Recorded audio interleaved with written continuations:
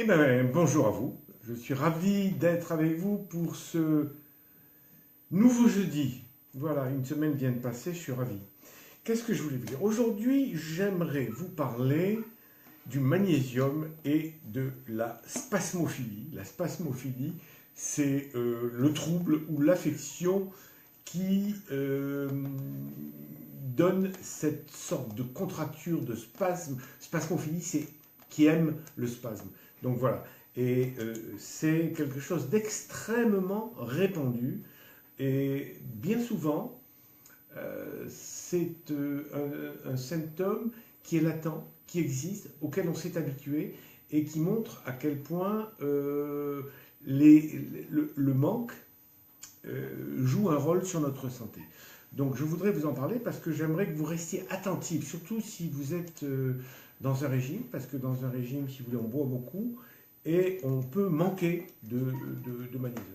Alors, j'aimerais vous dire, à quoi, d'abord, pour comprendre l'intérêt majeur du magnésium, il faut expliquer comment il fonctionne, à quoi il sert dans l'organisme. Et à partir de là, on comprendra beaucoup mieux quels sont les troubles qui naissent de son absence. Alors, le magnésium participe à des tas de choses dans l'organisme, comme le sodium, comme le calcium, voilà. Mais il a un rôle extrêmement particulier et qui explique la spasmophilie, c'est son rôle sur la conduction de la transmission électrique sur les neurones. Le neurone, c'est une grosse cellule, un gros corps, et puis des petits filaments. Sur ce corps qui peut être très très long, le courant passe. Et ce courant, c'est un courant biologique, c'est un courant que nous fabriquons nous-mêmes. Et comment le courant court-il sur un neurone? Il court parce que à l'intérieur, vous avez du sodium, le sodium qu'on trouve dans le sel, et à l'extérieur, vous avez du magnésium. Et lorsque il y a un déclenchement de réponse nerveuse, il y a le magnésium rentre et le sodium sort. Ce qui fait que ça fait une dépolarisation, et cette dépolarisation évolue tout le long du neurone. Ce qui fait que le magnésium a un rôle extrêmement important sur tous les nerfs et qui laisse passer des messages. Ça peut être des messages sensoriels, ça peut être des sensoriels, c'est-à-dire le toucher, la chaleur, la vision, etc. Et des messages moteurs, c'est-à-dire qu'on va avoir une galaxie de petits troubles, plus ou moins grands, parfois extraordinairement importants, spectaculaires, mais jamais graves. Alors, quand je vous dis que nous sommes tous spasmophiles, c'est le titre de ce poste, c'est qu'aujourd'hui, en Occident, il y a une énorme majorité, une très très grande majorité de personnes qui manquent de magnésium. Et je vais vous expliquer comment ça se manifeste. À l'origine de ce syndrome de spasmophilie, il y a un fond de nervosité. Un fond de nervosité. Tout le monde n'est pas émotif, tout le monde n'est pas contracté, tout le monde n'est pas nerveux, tout le monde n'est pas anxieux, tout le monde n'est pas agité, mais il y a des gens qui ont un fond de stress interne. Et puis, il y a la rencontre de cette sensibilité exacerbée et du stress. Alors, vous me direz, le stress, pourquoi? Parce que nous vivons dans un monde qui stresse. Oui, le monde dans lequel nous sommes, c'est un monde qui est riche, qui est animé, qui est bourré d'informations, etc. Mais c'est un monde qui est trop rapide pour nous, trop rapide pour l'humain que nous sommes, pour les animaux que nous sommes. Hein. Alors, on a beau s'habituer, on ne se rend pas compte de l'induction du stress que ça implique, mais nous vivons dans un milieu, dans un aquarium stressant. Hein. Nous sommes des poissons dans un aquarium stressant. Alors, qu'est-ce qui se passe? Lorsque nous manquons de magnésium, soit parce que nous n'en consommons pas assez, soit parce que nous en dépensons trop. Et la principale dépense de magnésium, c'est le stress. Lorsque nous sommes stressés, nous consommons du magnésium. Et lorsque nous consommons du magnésium, nous abaissons notre seuil de sensibilité au stress et nous devenons de plus en plus stressés. C'est un cercle vicieux. Hein. Stress fait baisser le magnésium, fait fuir le magnésium, et cette fuite du magnésium entraîne du stress. Donc dès qu'on rentre dans ce circuit de spasmophilie, on n'en sort pas, sauf si on le sait. Mais bien souvent, on ne le sait pas. Alors, dans la mesure où le magnésium agit sur le nerf, il agit sur tous les nerfs, les gros nerfs, les petits nerfs, le sciatique, les tout petits rameaux nerveux. Partout où il y a du nerf, partout, il peut en manquer, si, il peut y avoir des troubles s'il en manque. Alors, et ça explique l'immense territoire du manque de magnésium. Donc, fond d'émotivité, fond d'anxiété, fond d'insomnie, global, c'est à peu près le territoire, et le plus petit, le premier signal de la spasmophilie, c'est le tressautement de la paupière supérieure, et parfois même inférieure, mais souvent supérieure. Lorsque, ça a dû arriver à tout le monde a eu à un moment ou un autre de sa vie, il y a des gens pour lesquels c'est permanent, mais tout le monde a eu à un moment ou à un autre de sa vie un petit clignotement involontaire, que vous ne pouvez pas arrêter, et c'est très gênant, c'est parfois très gênant parce que ça revient toutes les minutes, et ça se contracte, et vous avez du mal à ouvrir même l'œil. Et ce qui est gênant, c'est que quand vous êtes en conversation avec des amis, ou même des gens qui ne sont pas vos amis, vous pouvez avoir ce petit signe qui trahit votre nervosité, votre anxiété. Si vous le connaissez, soyez attentif. D'ailleurs, vous le verrez, hein, c'est difficile de ne pas le voir, mais soyez attentif, regardez autour des yeux des personnes avec lesquelles vous conversez, et vous allez voir ces petits sautillements. Hein. Mais, comme vous-même les avez certainement. Ça s'appelle un tressautement des muscles des paupières qui porte un nom savant qui s'appelle la myoclonie. Clonie, c'est la contraction, et myo, c'est le muscle. Ça, c'est le tout premier signal, et c'est celui qui signe de manière catégorique. Alors, quand vous avez une douleur, quand vous avez une sensation de malaise, lorsque vous avez n'importe quoi, ou si des amis ou des enfants vous le disent, posez-leur la question. Demandez-leur, est-ce que vous avez la paupière qui clignote? Et 9 fois sur 10, les gens vont dire, ah ben oui, depuis quelque temps, oui, j'ai la paupière qui clignote, j'ai même des petits tressautements autour des lèvres, j'entends des petits bruits dans les lèvres. Tout ça, ce sont des manques de magnésium. Alors, le deuxième signe, c'est l'engourdissement des mains pendant la nuit. C'est-à-dire, vous vous endormez, et puis vous avez la main, vous vous réveillez avec la main qui est endormie et qui a des petites sensations, soit totalement endormie, soit avec des sensations de fourmillement, hein, des paresthésies, on appelle ça en médecine des paresthésies. Ce sont des engourdissements nocturnes. Vous réveillez, et ça peut faire mal, ça peut faire très mal, ça peut même vous réveiller. Donc voilà les deux premiers signes les plus spécifiques. Si vous avez ça, vous savez qu'il vous manque du magnésium. C'est comme dans une voiture, quand il commence à manquer d'essence, et il y a un clignotant. Ça, c'est un clignotement. Et le clignotement de la paupière, c'est le premier des clignotants. Hein. N'oubliez pas, si vous avez ça, n'attendez pas, n'allez pas plus loin. Après, je vais vous dire ce qu'il faut faire. Alors, l'engourdissement des mains, c'est déjà un peu plus avancé. Hein.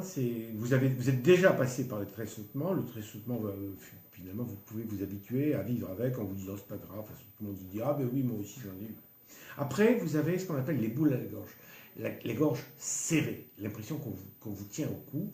Et ça, c'est très désagréable. Et ça, c'est un premier signe qui commence à confiner à l'anxiété. Parce que l'anxiété, ça a une partie somatique. Ce n'est pas uniquement mental, c'est mental et en même temps, c'est somatique, c'est sur le corps.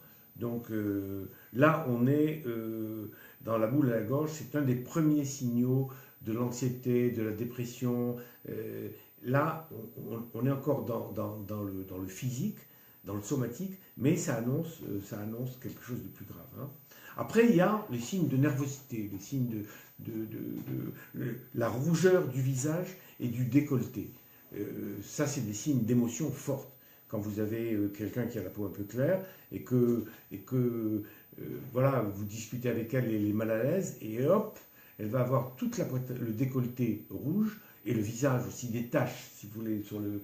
Voilà. Ça aussi, ce sont des signes qui indiquent que le psychisme se projette sur le corps. C'est ce qu'on appelle la somatisation. Soma, en grec et en latin, ça signifie le corps. Et puis, il y a un autre symptôme, vous voyez, il y a pas mal de symptômes, justement parce que ce magnésium, il est partout. Il y a ce qu'on appelle les palpitations, la tachycardie ou l'arythmie. Vous avez le cœur qui démarre très vite. Parce que justement, le cœur est un muscle, est un gros muscle, qui est alimenté par des nerfs. Et ces nerfs, si vous voulez, lorsque vous avez des manques de magnésium, ces nerfs qui transportent la conduction cardiaque fonctionnent tout seuls et peuvent entraîner le cœur dans une tachycardie. C'est très éprouvant. Si jamais, parce que ça aussi, c'est le genre de choses qui arrivent très souvent dans la vie. L'autre fois, j'ai été dans ma voiture et j'ai un de mes amis italien qui m'appelle d'Italie pour me dire « Pierre, je suis seul chez moi et je t'appelle parce que je sais que tu es médecin et tu vas m'aider. » Voilà, depuis 5 ou 10 minutes, j'ai le cœur qui bat à une vitesse folle. Je crois qu'il est à 130, 140, 150. Ça me fait très très peur. Qu'est-ce que je dois faire? Alors j'ai dit « Écoute, d'abord tu te calmes. Il n'y a aucun danger. Tu es jeune, c'est un homme qui a 50 ans. J'ai dit, tu ne risques rien. Alors voilà ce que tu fais.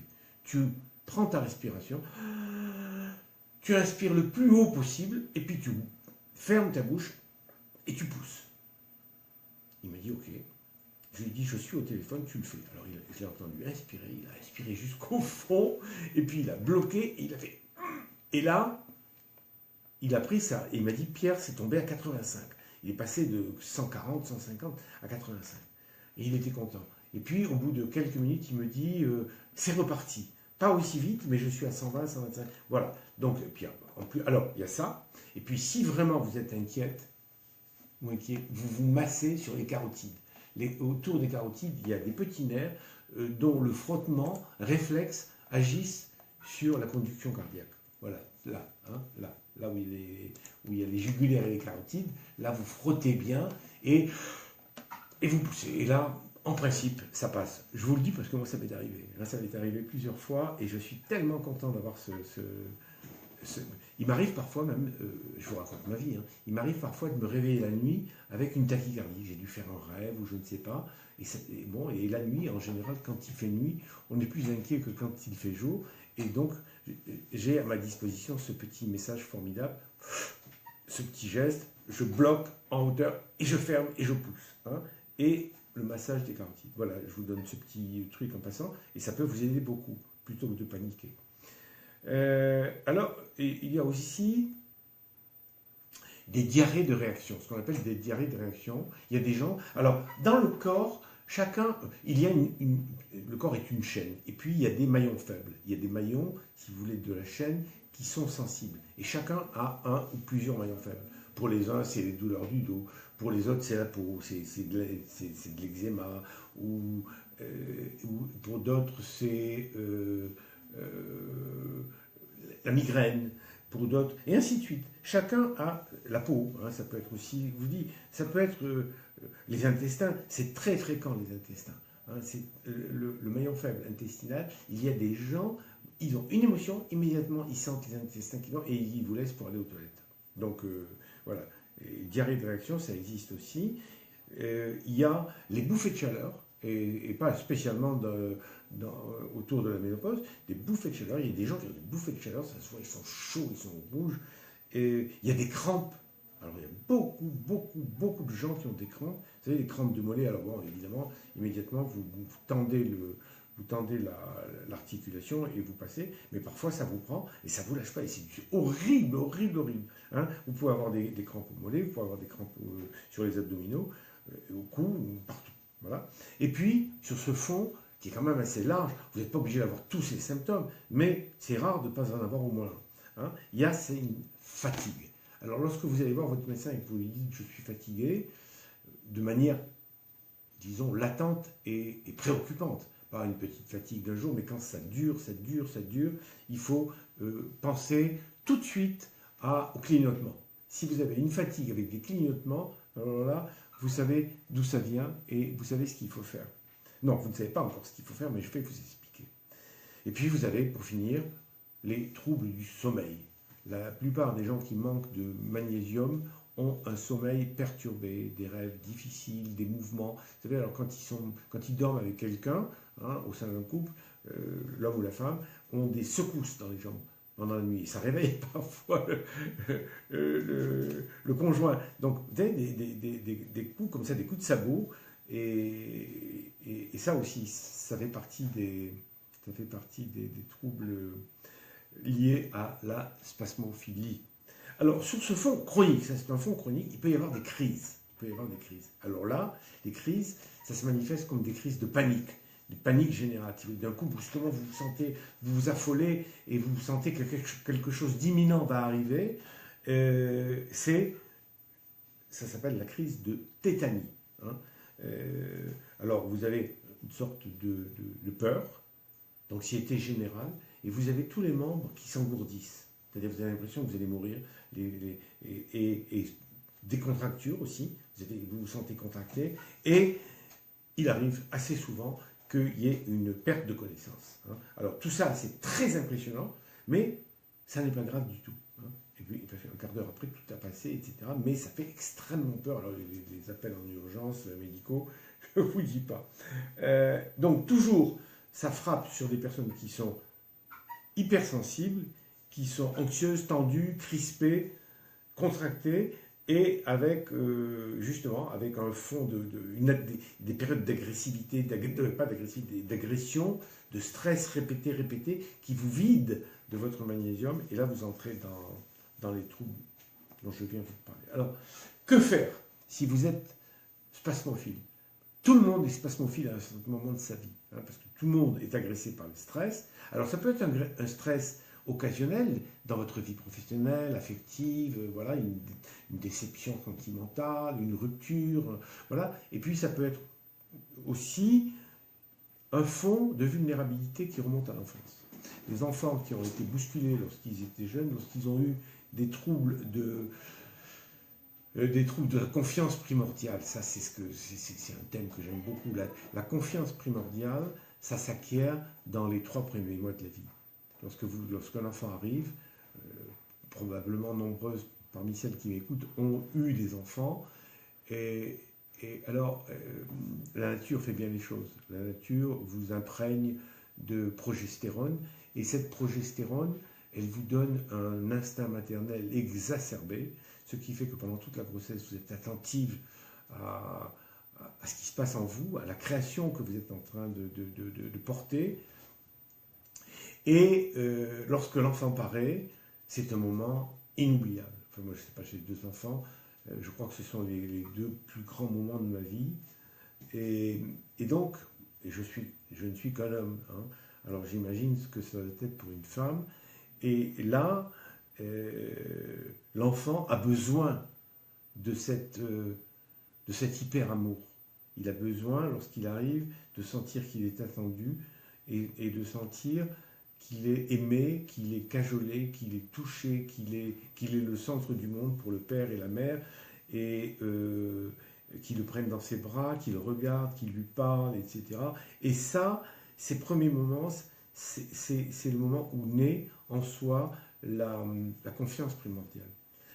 Et la première semaine, 2 premières semaines, etc. Alors, si jamais vous êtes dans cette situation et que vous avez déjà un enfant, un aîné, etc., faites attention. Parce que lorsqu'il y a un aîné et qu'un enfant arrive, le cadet,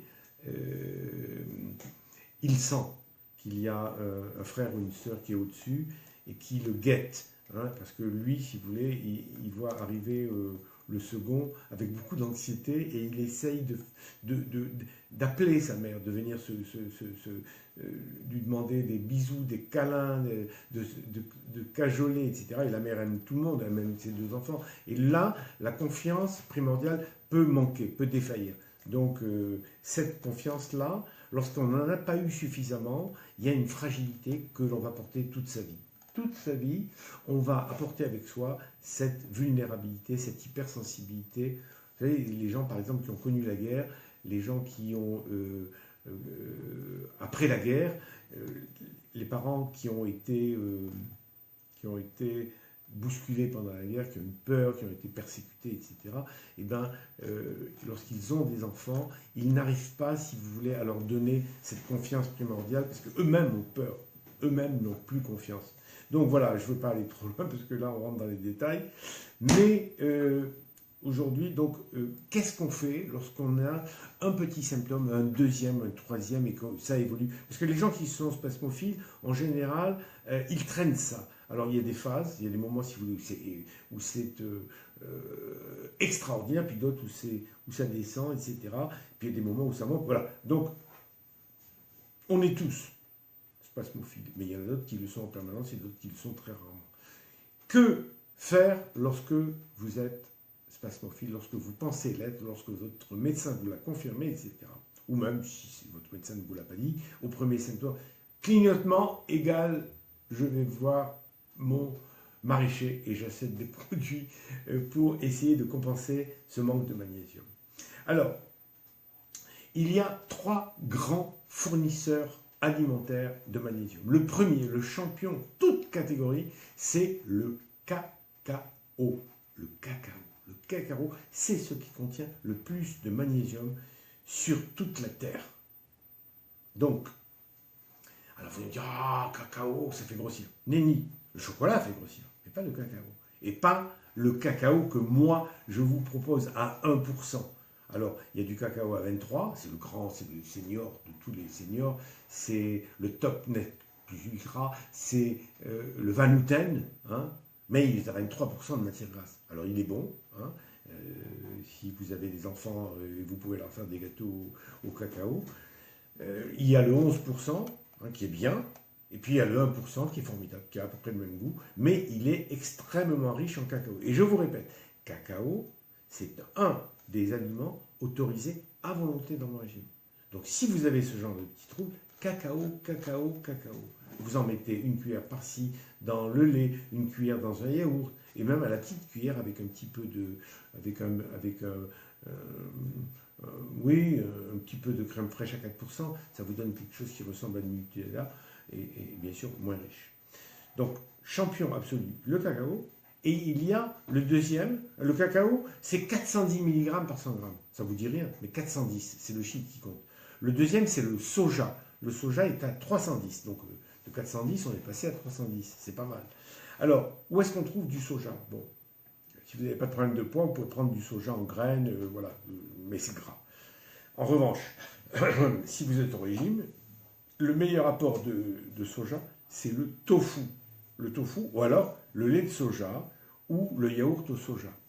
Alors, de plus, si vous êtes une femme qui approche la quarantaine, ou qui l'a dépassée, entre 40 et 45 ans, je vous conseille de consommer davantage de soja. Parce que dans le soja, il y a ce qu'on appelle des hormones végétales. Ces hormones végétales ressemblent terriblement aux œstrogènes de la femme, aux hormones naturelles de la femme, celles qui vous rendent femme.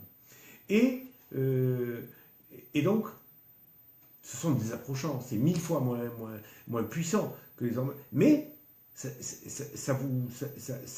lorsque vous avez par exemple une peau sèche, ou lorsque vous avez des cheveux qui tombent, ou lorsque vous avez des symptômes qui laissent à penser que vous manquez d'œstrogène, eh bien, mangez du soja. Et en plus de ça, on sait que le soja prévient le cancer du sein. Les femmes qui mangent du soja, parce que le soja étant un substitut hormonal de vos œstrogènes, prend la place du récepteur aux véritables hormones, et vous savez que les hormones féminines, les œstrogènes, sont cancérigènes.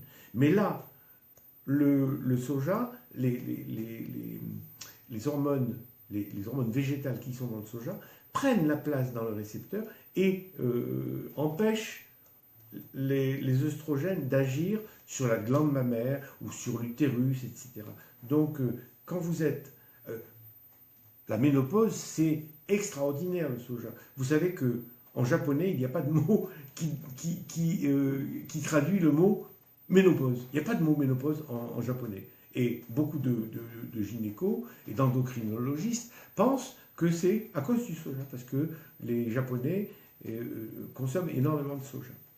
Et le troisième, ce sont les amandes. Donc on était parti de 410 pour le cacao, on est tombé à 310 pour le soja, et on est à 250 pour les amandes. Mais c'est beaucoup, c'est beaucoup. Donc, mais les amandes, là aussi, c'est assez gras.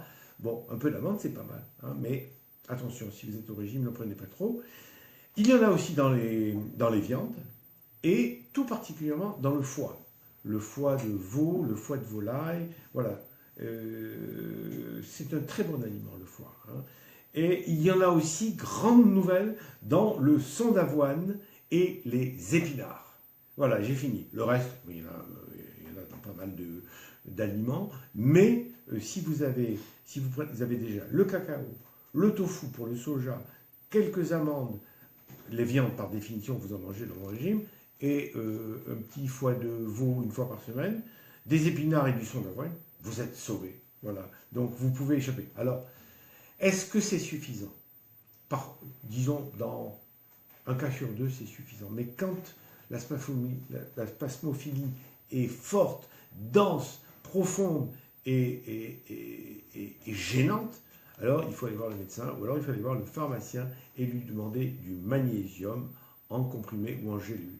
Et du magnésium, si vous achetez du magnésium chez votre pharmacien, demandez-lui du magnésium qui est couplé à la vitamine B6. Je ne vous donne pas le nom du produit parce que je n'ai pas envie de faire de publicité, mais magnésium couplé à la vitamine B6. La vitamine B6 permet de faire passer le magnésium plus facilement dans votre organisme, qui rend le magnésium plus disponible.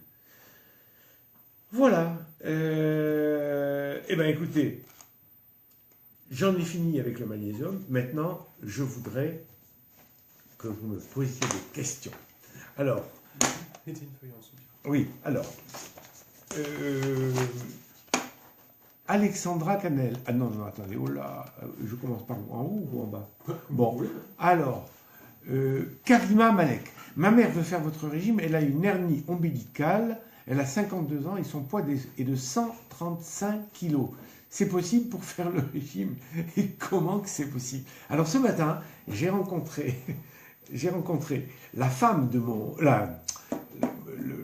la fille de mon comptable qui a perdu 75 kilos. Elle a démarré à 145 kilos il y a 6 ans et elle n'a jamais repris. Alors je ne vous dis pas que ça court les rues, hein, mais elle est enceinte et même pendant sa grossesse, elle a réussi à contrôler son poids. Elle a pris du poids. Mais ça veut dire, chère Karima, ça veut dire que votre maman, bien entendu qu'elle peut, non seulement elle peut, mais elle doit. Ça veut dire quoi, 135 kilos?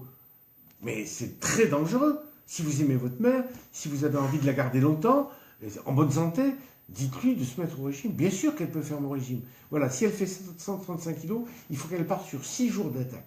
6 jours de protéines avec de la viande, du poisson, des fruits de mer, du poulet, des laitages, des œufs, du tofu. Voilà, pendant 6 jours.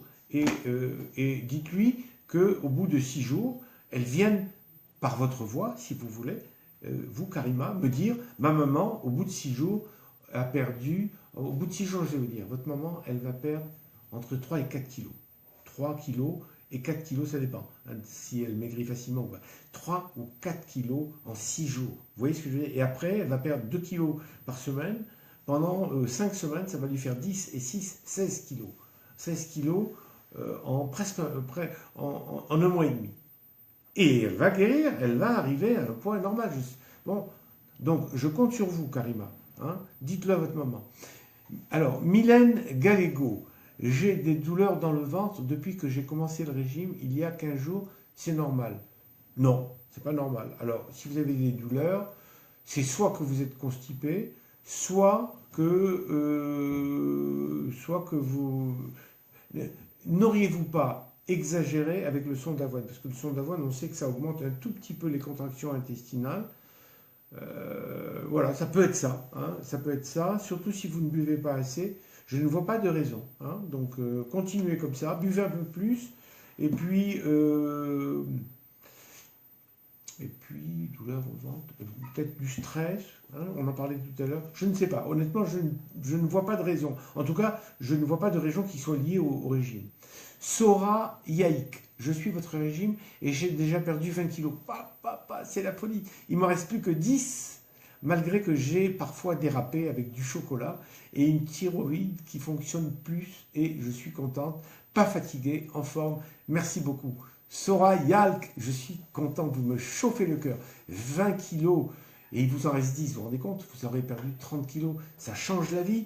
Hein, donc, écoutez, continuez. Si je peux vous être utile, dites-le moi. Alors, Mylène Gallego, d'accord, merci. Eh ben, alors, vous me dites non, pas du tout.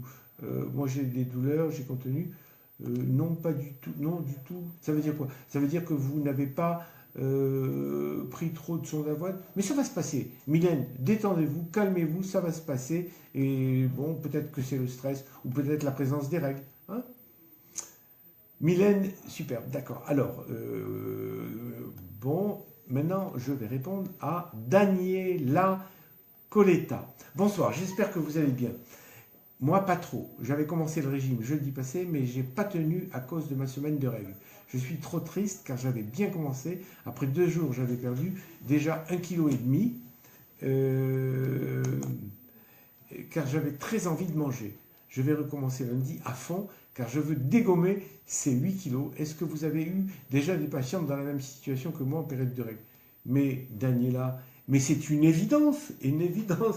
Il y a 2 femmes sur 3 qui sont plus les mêmes au moment des règles. Les règles, c'est ce qu'on appelle le syndrome prémenstruel. Alors il y a des cas très graves et d'autres qui sont légers, mais la présence, si vous voulez, le déséquilibre qu'il y a parfois avec la montée des hormones au cours des 5-6 jours, 6 derniers jours des règles, fait que vous êtes imprégné d'hormones et que vous êtes une éponge. Alors, non seulement vous gardez de l'eau, mais en plus vous avez des troubles du caractère, vous avez des troubles de l'humeur, vous êtes énervé, etc. Et vous avez moins de résistance à l'aliment qui devient extrêmement tentateur. Donc, si vous m'aviez posé la question en me disant je vais commencer mon régime avant les règles, je vous aurais dit attendez que les règles arrivent. Mais c'est pas grave, hein, ça va s'arranger. Donc, Daniela, je sens que vous avez une envie folle de recommencer pour dégommer ces kilos.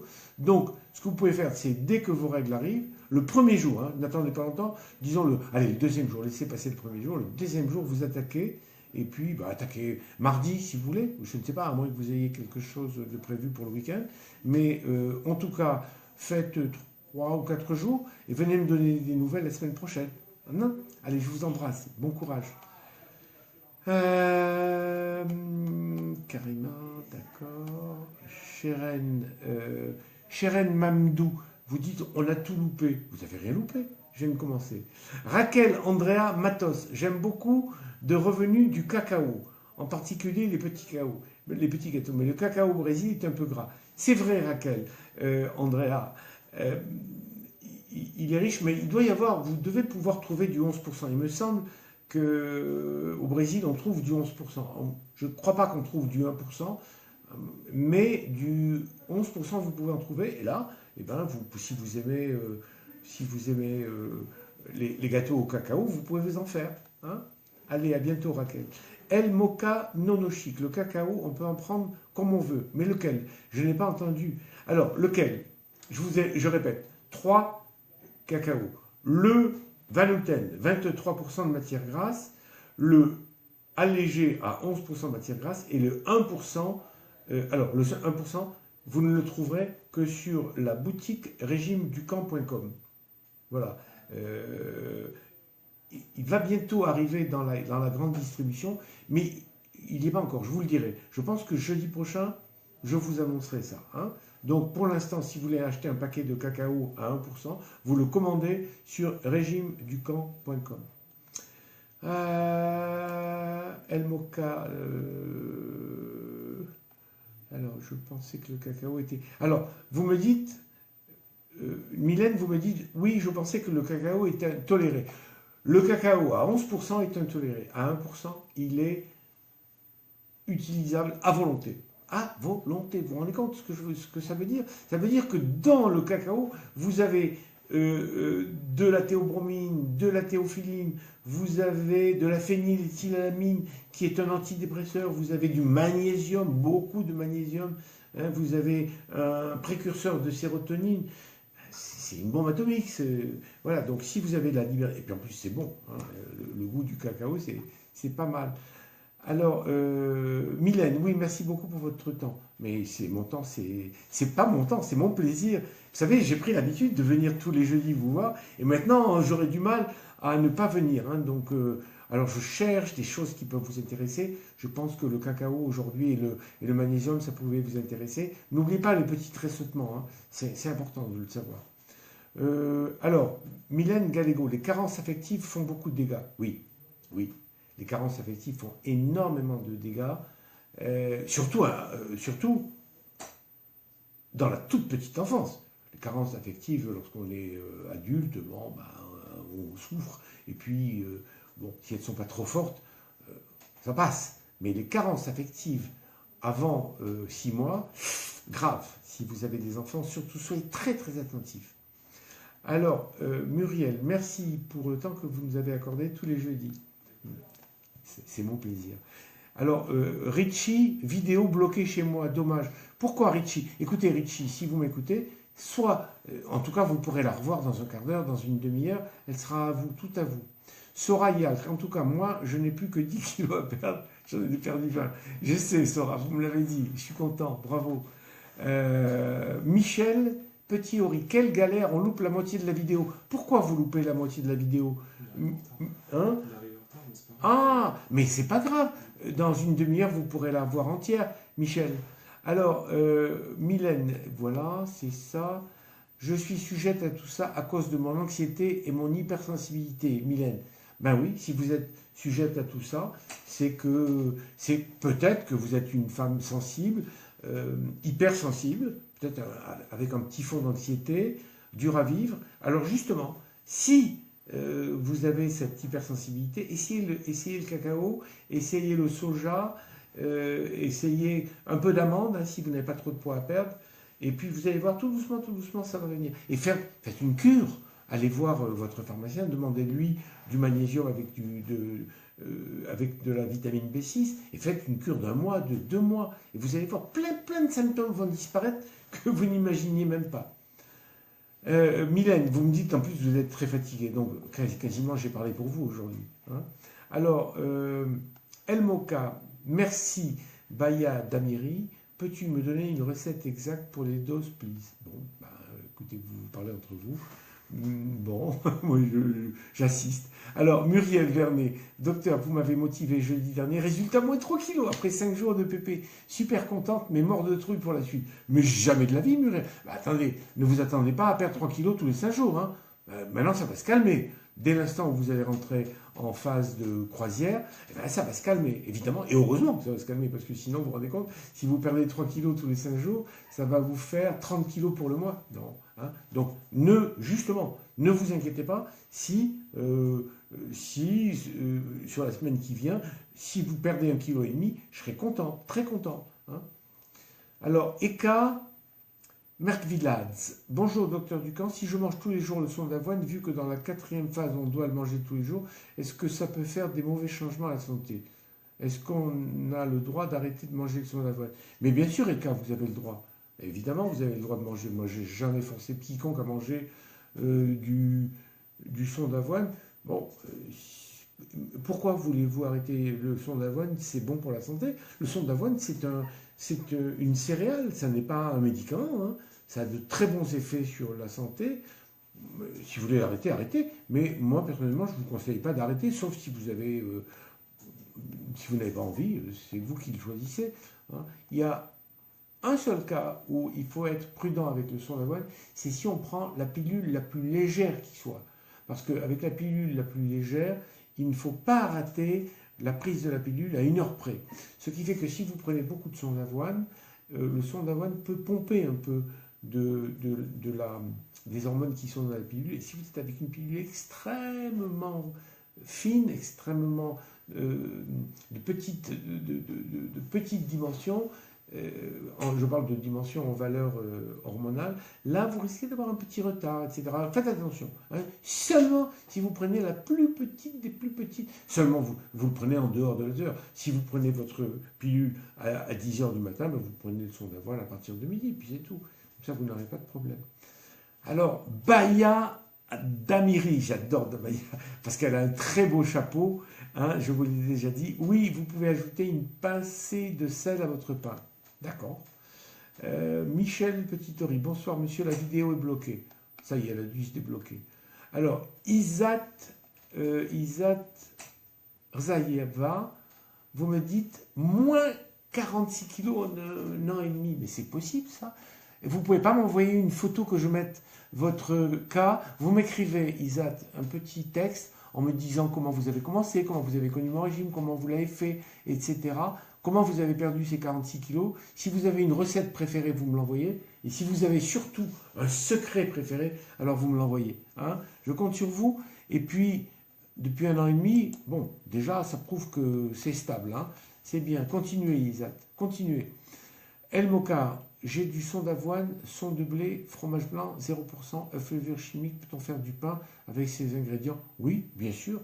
Ne mangez surtout pas de pain de mie, c'est une catastrophe. C'est bourré de sucre, ça fait travailler le pancréas, ça fait sécréter de l'insuline, et l'insuline fige le sucre en graisse. Donc oui, faites du pain, il y a beaucoup de femmes qui font du pain. Hein. Alexandra, bonjour monsieur, bonjour Alexandra. Daniela, j'espère que vous... Oui, ça j'ai déjà répondu. Voilà, Isabelle, moins 29 kilos en 6 mois. Isabelle, eh bien écoutez, je suis super content, super content. Est-ce qu'il vous reste du poids à perdre, Isabelle? Parce que 29 kilos en 6 mois, c'est bien. Dites-moi si vous avez fini et si vous êtes rentré en conso et en stabilisation. Alors, Bray, Giovannucci, vous me dites ça rame et ne passe pas, mais ça ne vient pas de chez moi. Ça ne vient pas de chez moi. Alors, je vais voir. Muriel Vernet, il faut prendre combien de comprimés de magnésium par jour? Ça dépend du produit, mais le produit auquel je pense, je crois qu'il existe en plusieurs formes, mais il y en a une qui est un comprimé par jour. Un comprimé par jour de magnésium, ou vous pouvez le prendre aussi en petits sachets. Il existe en petits sachets, tout petits sachets, vous savez, comme le sucre que l'on vous donne dans les restaurants. Vous coupez le haut du sachet, vous mettez ça sur la langue, ça a très bon goût, et vous le prenez une fois par jour. Une fois par jour, ça suffit.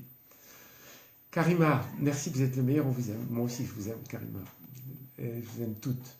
Michel, j'ai commencé le régime. Michel Petit-Tori, j'ai commencé le régime mercredi et perdu 800 grammes, je suis ravi. C'est bien. Mercredi, c'est quoi? C'est hier? 800 grammes la première journée? Ce serait chouette.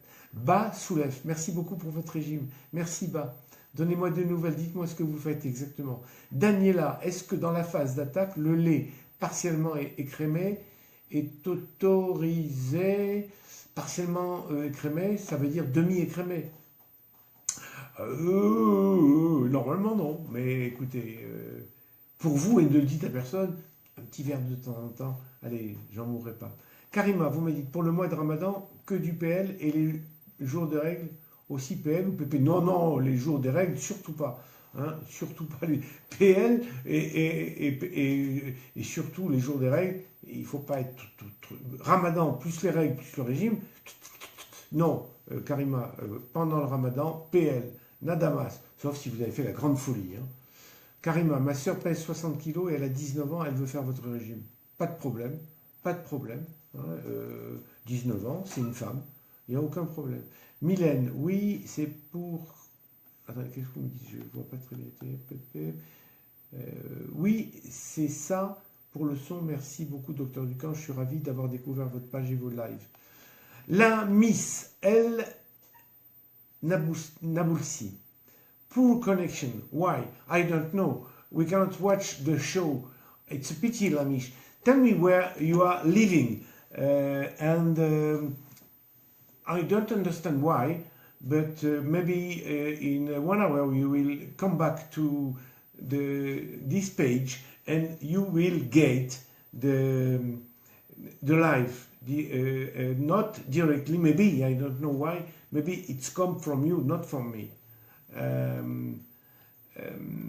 Sora Yaz, merci à vous surtout. Daniela, bonjour. Voilà. Eh bien écoutez, je crois que j'ai répondu à tout le monde. Selma Erden, vous me dites bonjour. Selma, bonjour à vous.